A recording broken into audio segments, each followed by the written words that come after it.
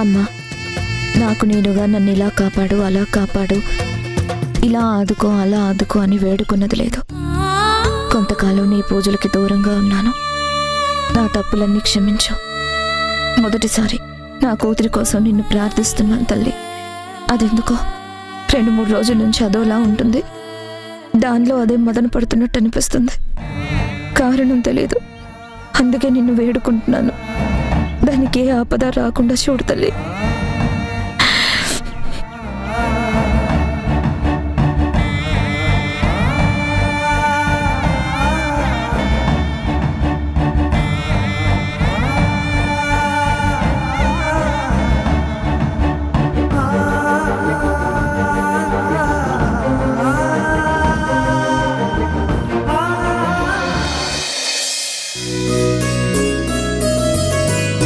హరి, కాలేజ్కి టైం అయింది కదా, ఇంకా బయలుదేరలేదే? ఫస్ట్ క్లాస్ లేదమ్మా, కాస్త లేట్గా వెళ్ళొచ్చు. No problem. సరే, నువ్వు వెళ్ళేటప్పుడు చెప్పు, వేడివేడిగా టిఫిన్ చేసి పెడతాను. సరే అమ్మా. సౌమ్య, ఫోన్ జాగ్రత్తగా పెట్టుకో. కొత్త కొత్త వాళ్ళు కొత్త ఫోన్లని పరిశీలనగా చూస్తున్నారట. ఎవరి కన్ను పడ్డా కనపడకుండా పోతుంది. జాగ్రత్త.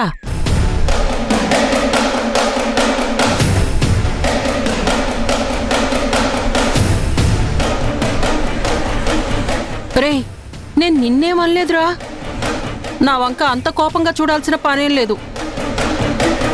ఎవరి సొమ్ము వాళ్ళు జాగ్రత్తగా పెట్టుకోమని చెప్పడం తప్పు కాదు కదా. నేను నిన్నేం కోపంగా చూడలేదు అత్త, ఊరికే చూశాను. అమ్మా, నువ్వు ఈరోజు న్యూస్ పేపర్ చూసావా? ఏదో పైపైన చూశాను. ఏమైనా ఇంపార్టెంట్ విషయం ఉందా? ఇంపార్టెంట్ కాదమ్మా, కానీ చాలా విచిత్రమైన న్యూస్.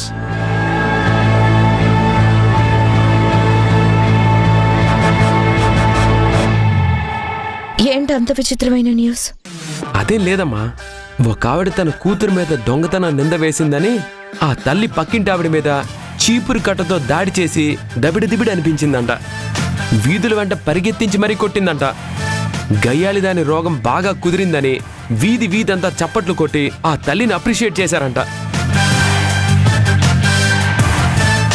ఓ, అలాంటి వాళ్లను చీపురు కట్టతో కొట్టడం కాదురా, కోదండం తీసి తల కింద నిప్పులు కొంపెటి పెట్టాలి. కొరడాతో చర్మం చిట్లేలా కొట్టాలి.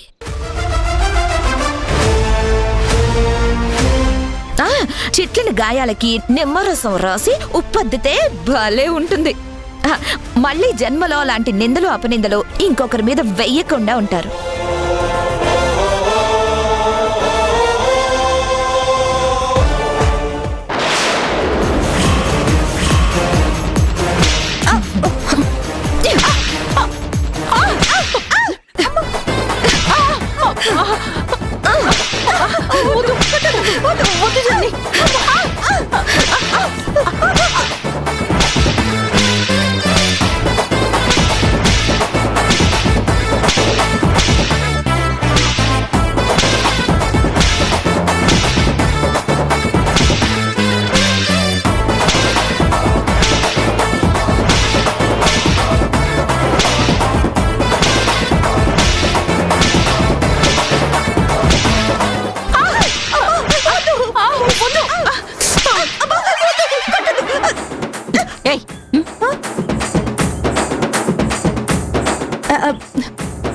ఎందుకండి మరి అంత వైలెంట్ డెసిషన్ తీసుకోవడం? జస్ట్ వార్నింగ్ ఇవ్వచ్చు కదా. మనిషికో మాట గొడ్డుకో దెబ్బ అని అన్నారు. గొడ్డుకు దెబ్బలు తగిలితే గాని అది దారికి రాదు. అవునమ్మా, కోటింగ్ స్ట్రాంగ్ గా ఉంటేనే వాళ్ళ మైండ్ సెట్ అవుతుంది. మీరు ఎవరి గురించి అంటున్నారో ఆ వార్త ఎంతవరకు నిజమో నాకు తెలుసుగాని నేను అర్థం చేసుకోగలను. వార్త వంకతో మీ మనసులో ఉన్న మాటలు బయట పెట్టకండి. అయినా నేను ఊరికే నింద వేయట్లేదు. రెడ్ హ్యాండెడ్గా దొరికిపోయింది కాబట్టి జాగ్రత్తగా ఉండు అని సౌమ్యకి చెప్తున్నా. దానికి మీరేదో చిలువలు పలువలు అల్లి నన్నెలా దండించాలా అని ఆలోచించకండి. నిన్న తప్పించుకోవచ్చు, మరోసారి బుద్ధి మారదు కదా, దొరక్కను పోదు.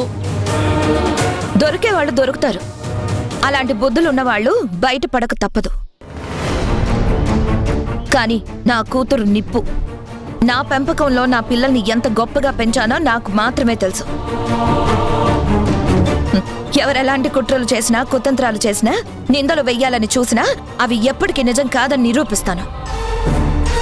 నా కూతుర్ని నేను సపోర్ట్ చేయడం లేదు. దాని గురించి, దాని ప్రవర్తన గురించి, గుణగుణాల గురించి ఈ ఇంట్లో నీకు తప్ప అందరికీ తెలుసు. నా కూతురు ఏ విషయంగానో దానిలో అదే మొదలు పడుతూ ఉంది. ఎవరికి చెప్పకుండా మనసులో దాచుకుంటూ ఉంది. అది బయటపడనంతవరకే. ఎవరి నిష్ఠూరపు మాటలైనా విషయం అది బయటపడి చెప్పిన తర్వాత ఒక్కొక్కరికి కరెంటు షాకే. నా మౌనం నా ఓపికన్నంత వరకే. ఒక్కసారి తెగించాననుకో, ఉగ్గుపాలు బయటికి కక్కిస్తా. ఎందుకిప్పుడు? చిన్న విషయానికి మీరిద్దరు గొడవ పడతారు, వదిలేయండి.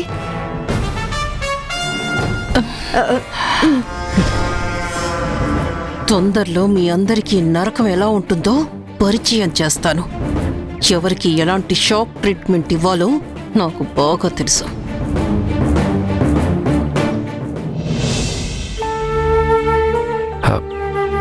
అమ్మా, నేను కాలేజ్కి రెడీ అవడానికి వెళ్తున్నాను. నువ్వు టిఫిన్ రెడీ చేయి. అలాగే, తొందరగా రా. సరే అమ్మా.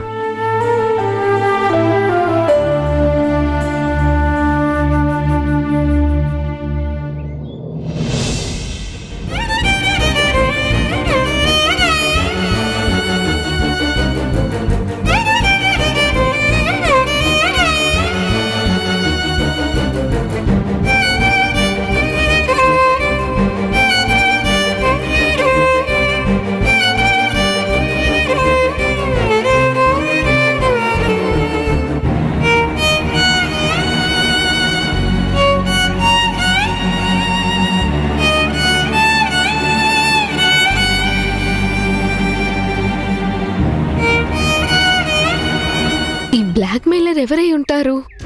ఫోన్ నంబర్ కూడా ఎవరిదో తెలియడం లేదు. శక్తి ధీరజ్ వాళ్ళ, లేక వేరే ఎవరైనా అయి ఉంటారా? వార్నింగ్ ఏమో ఈ ఇంట్లో నుంచి అందరినీ తీసుకొని వెళ్ళమని వస్తుంది. నేను వెళ్ళగలను, కానీ అమ్మని చిన్నాని ఎలా తీసుకెళ్ళగలను? ఏం చేయాలి? కుదరదని చెప్పినా తప్పదని వార్నింగ్ ఇస్తున్నారు. ఏం చేయాలో, ఎలా ఈ టెన్షన్ నుంచి రిలీఫ్ అవ్వాలో అర్థమై చావట్లేదు. మొండకేస్తే ఆ వీడియో బయటపడితే రాత్రి నా కల నిజమైపోతుంది. అమ్మ మాకు అన్యాయం చేసి వెళ్ళిపోతుంది. మేము అనాథలమైపోతాం. ఎలా?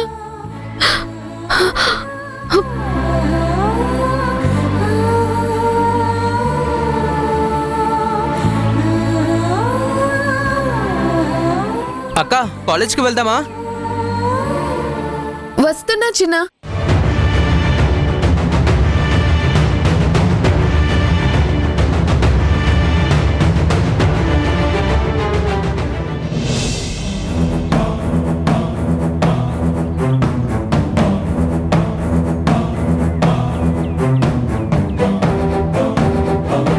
చిన్న, మధు, ఇదిగో.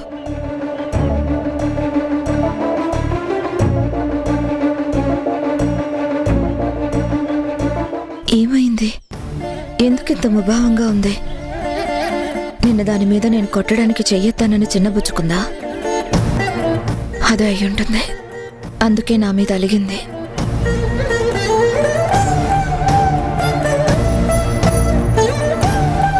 అమ్మా, కాలేజ్కి వెళ్తున్నా. సరే. చిన్న, మధు, కాలేజ్కైనా? అవును. నేను కూడా అటే వెళ్తున్నాను. రండి, మిమ్మల్ని డ్రాప్ చేస్తాం. రండి, అందరం కలిసే వెళ్తాం. అక్క, కార్లో వెళ్తాం. కాలేజ్ దగ్గర డ్రాప్ చేస్తానంటున్నారు. వద్దులేరా, మనం రోజు వెళ్ళినట్టే వెళ్దాం పదా.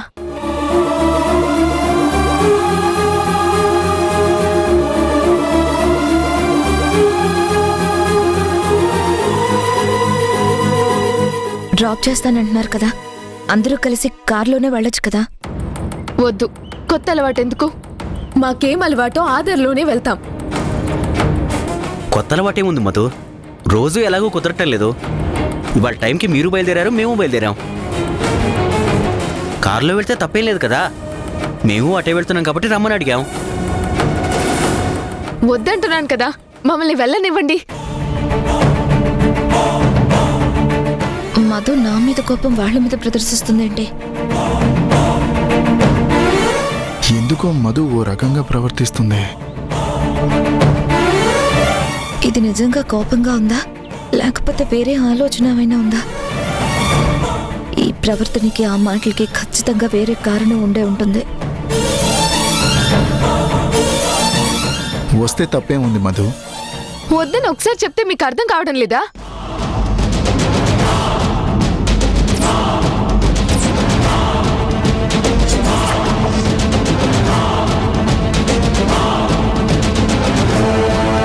ఏమైంది మధు? ఇట్స్ ఓకే రా శివ. తనకి రావడం ఇష్టం లేదని చెప్పింది కదా, మనం వెళ్దాం పద. వాళ్ళని ఫోర్స్ చేయొద్దు.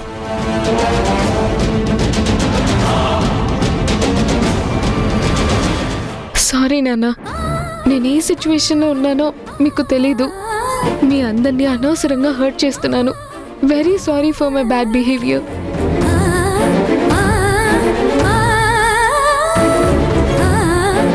చిన్న పద.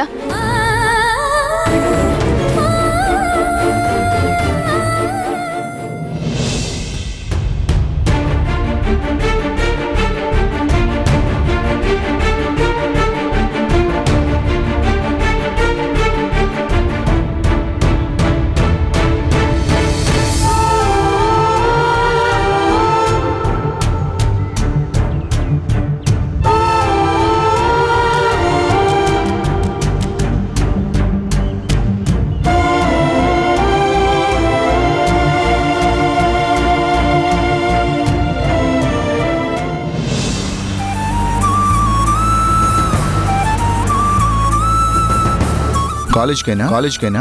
అవును అవును అవును. నేను కూడా అటే వెళ్తాను. రండి, మిమ్మల్ని డ్రాప్ చేస్తాం. అక్క కార్లో వెళ్తాం. కాలేజ్ దగ్గర డ్రాప్ చేస్తానంటున్నారు. వద్దులేరా, మనం రోజు వెళ్ళినట్టే వెళ్దాం పద. మేము అటే వెళ్తున్నాం కాబట్టి రమ్మని అడిగాం. వద్దంటున్నాను కదా, మమ్మల్ని వెళ్ళనివ్వండి.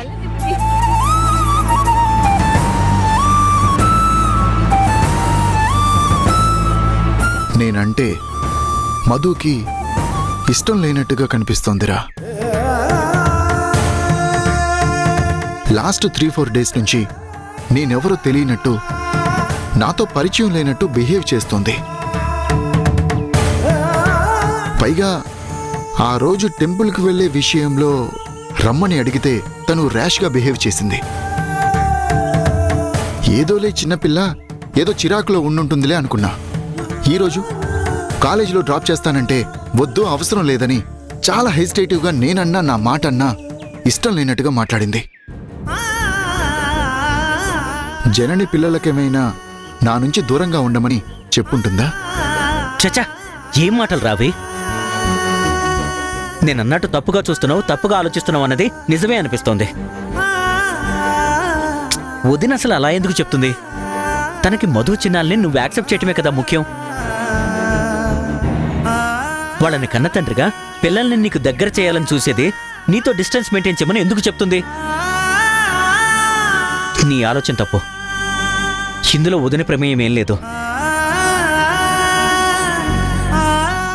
పైగా మధు వదిన్ని నాన్న కావాలని పట్టుబట్టిన మనిషి. ఇవాళ వదిన చెప్తే ఆగుతుందా? మరి మధు ఎందుకలా బిహేవ్ చేస్తుంది? ఏదో తేడా ఉందిరా. అది కేవలం మధుకి మాత్రమే సంబంధించింది. చాలా విచిత్రంగా బిహేవ్ చేస్తోంది. ఆ బిహేవియర్కి కారణమేంటో అర్థం కావట్లేదు. అది కూడా నువ్వంటే ఇష్టం లేకనో, నీతో మాట్లాడటం ఇష్టం లేకనో కాదు. తనేదో బాగా డిస్టర్బ్ అయింది, మూడ్ ఆఫ్లో ఉంది. Something happened behind her. ఎవరో మధుని బాగా ఇబ్బంది పెడుతున్నట్టు తన బిహేవియర్ వల్ల నాకు అనిపిస్తోంది. అంతేనంటావా? 100% అదే. వదినకి, ఆంటీకి, చిన్నాకి, తరుణ్కి ఎవ్వరికి మధు విషయంలో ప్రమేయం లేదు. కేవలం మధు డిస్టర్బెన్సే ఆ బిహేవియర్ అంతటికీ కారణం.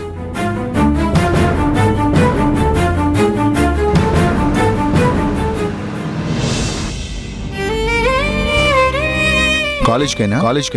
అవును అవును నేను కూడా అటే వెళ్తాను. రండి, మిమ్మల్ని డ్రాప్ చేస్తాం. అక్క కార్లో వెళ్తాం. కాలేజ్ దగ్గర డ్రాప్ చేస్తానంటున్నారు. వద్దులేరా మనం రోజు వెళ్ళినట్టే వెళ్దాం పద కారులో వెళ్తే తప్పేలేదు కదా మేము అటే వెళ్తున్నాం కాబట్టి రమ్మని అడిగాం వద్దంటున్నాను కదా మమ్మల్ని వెళ్ళనివ్వండి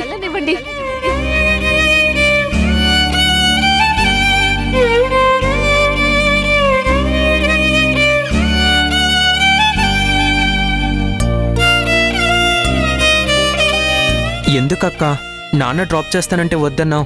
నాన్నతో కలిసి కార్లో వెళ్ళడం నీకిష్టమే కదా? నువ్వే చాలాసార్లు నాతో అన్నావు కదా నాన్నతో కలిసి కార్లో ఎక్కడికైనా షికారుకి వెళ్తామని. మంచి ఛాన్స్ వచ్చింది కదా, ఎందుకు వద్దన్నావు?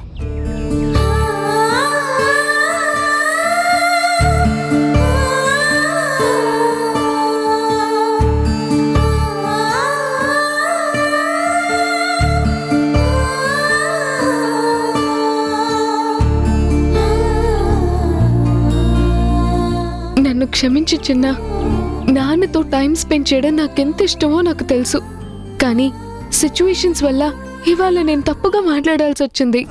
నాన్న మనకు దగ్గర అవుతున్నాడన్న సంతోషం ఒక పక్కున్నా ఆ బ్లాక్ మెయిలర్ వీడియో బయటపడితే ఎంత అసహించుకుంటాడో అని భయంగా ఉంది. అందుకే అవాయిడ్ చేయాల్సి వస్తుంది. నా మాటలకి నా బిహేవియర్కి నాన్న ఎంత బాధపడి ఉంటారో ఎవరికి చెప్పుకోలేని పరిస్థితిలో నేను ఇరుక్కుపోయానురా. మాట్లాడవేంటక్క? ఏం మాట్లాడమంటావురా? అదే నాన్న డ్రాప్ చేస్తానంటే ఎందుకు వద్దన్నావు? ప్లీజ్ రా, నన్ను ఇప్పుడు ఏం అడక్కు. నేనేం చెప్పలేను, నా మూడ్ బాగోలేదు. ఆ బ్లాక్ మెయిలర్ ఏ క్షణంలో ఫోన్ చేస్తాడోనని టెన్షన్గా ఉంది. అవును, ఇంతకీ ఫోన్ ఏది?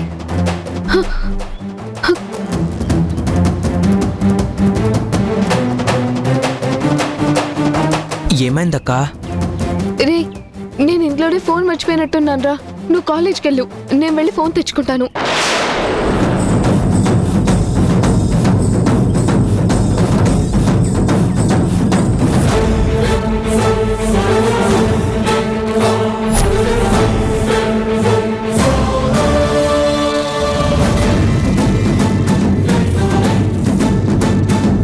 ఆ బ్లాక్ మెయిలర్ ఫోన్ చేస్తే ఎలా? ఇంట్లో వాడి గురించి తెలిసిపోతే, వాడు వీడియో బయటపడితే?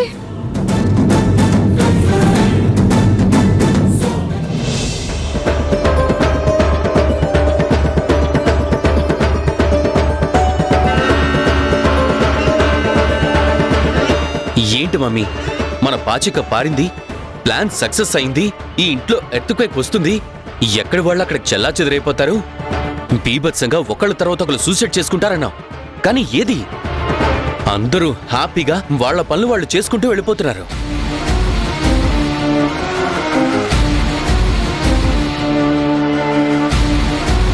అట్మాస్ఫియర్ కూల్గా ఉంది, ఎవ్వరూ సఫర్ అవ్వట్లేదు. ఆ మధు ఏమో కుదరదు అని కన్ఫామ్ గా చెప్పేసింది. చూడు, హ్యాపీగా కాలేజ్కి వెళ్ళిపోయింది. నేను దీనికోసమైనా కష్టపడింది, నా కష్టమంతా వేస్ట్ అయిపోయింది కదా.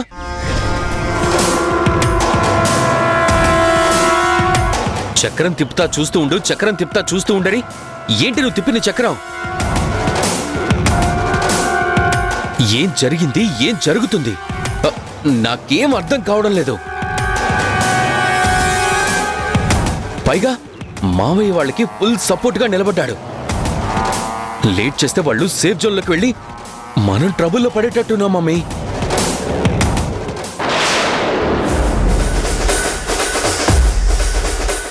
ఎందుకురా, ఎందుకు తొందర? ఇక్కడ మీ మమ్మీ ఫుల్ ఎక్స్పీరియన్స్డ్ క్రిమినల్.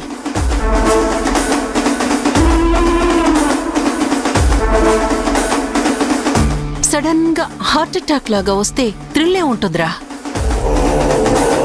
మెల్లమెల్లగా వాళ్ళు సఫర్ అయిపోతుంటే మనం చూసి ఎంజాయ్ చేయొచ్చు. సో నీ ప్లాన్ వృధా కాలేదు, నా ప్రయత్నం వేస్ట్ కాదు. ఆల్రెడీ ఆ మధు మన క్లచ్లోకొచ్చింది. పార్ట్ పార్ట్గా మాయల పకీరుని ఎలా హింసించారో అలాగే స్టెప్ వైజ్గా నేను మధుని హింసిస్తూ వస్తున్నాను. చూడ్రా, అది మనసులో మనసు లేక మదన పడుతూ అందరికీ దాని బాధ కొంచెం కొంచెం ఫీల్ అయ్యేలా చేస్తున్నాను. నీ ఫ్రస్ట్రేషన్ నేను అర్థం చేసుకోగలను. Be cool. పోనీ లేవు.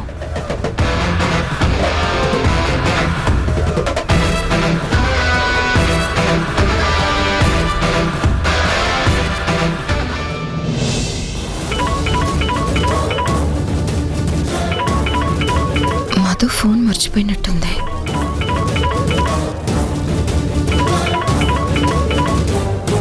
ఏదో అన్నోన్ నంబర్లా ఉంది.